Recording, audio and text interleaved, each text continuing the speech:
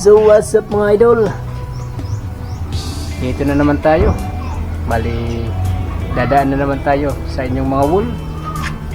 So let's try tayo ngayon. Bali, ang gagawin natin ngayon ay magtutun up tayo ng sarili nating motor.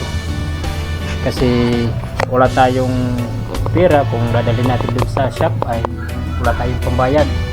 Kaya tayo na lang ang magtutun up ating motor.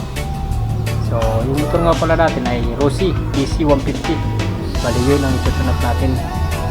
So hindi tayo gaano kagalingan pero try natin kung tayo ay marunong mga idol. So samahan nyo ko mga idol sa ating pagtutun up. So let's go. So ayan mga idol, bali ito na yung motor na i-tune up natin.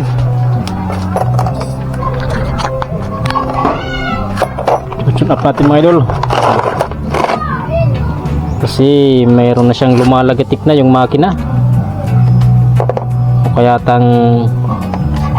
talagang i-tune up na talaga.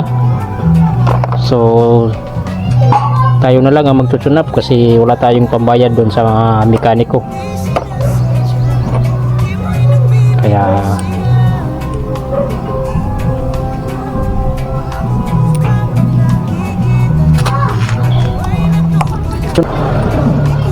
naglag pa yung ating ano.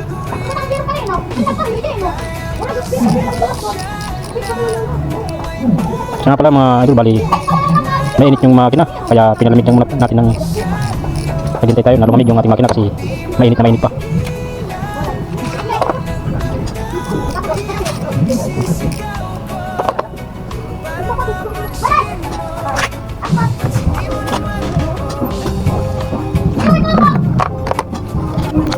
So ayun mga idol, bali binubuksan natin yung kanyang cylinder head.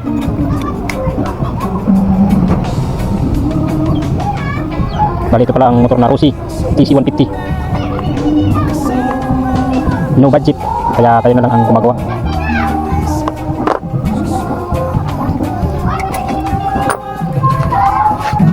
Palug na palug.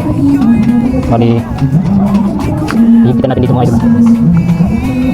Kulang tayo ng pillar gauge para masukat natin yung tamang timing niya mga idol. So ayun mga idol, bali tatanggalin natin yung kanyang cylinder head. Ayun. So ayun, tanggalin natin, balik pupunasan na natin.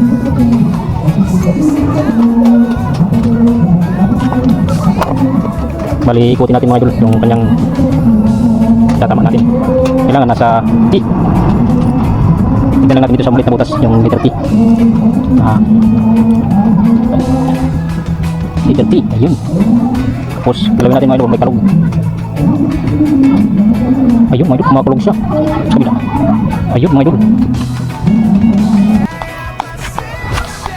So ayan.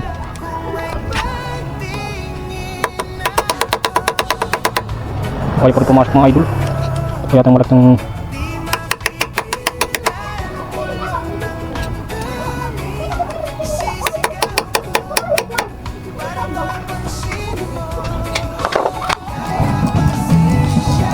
sa mga baguhan dyan tulad ko na walang mga budget, ganito lang ang gawin nyo mga idol. So ayun mga idol, success. Ayan, bali na-tune up na natin yung ating TC150 Rossi. So success mga idol, hindi na lumalagatik yung ating makina kasi nasa tama yung ating pag-adjust mga idol. Ayan, bali naririnig nyo naman mga idol, hindi na naglalagatik yung cylinder head. Ayan, wala nang lagatik kahit revolution tayo. Ayan. So ayun, nice. So hanggang dito na lang. Thank you for watching. Salamat nga pala sa walang sawang panonood sa ating mga content. So thank you all. Hanggang sa muli.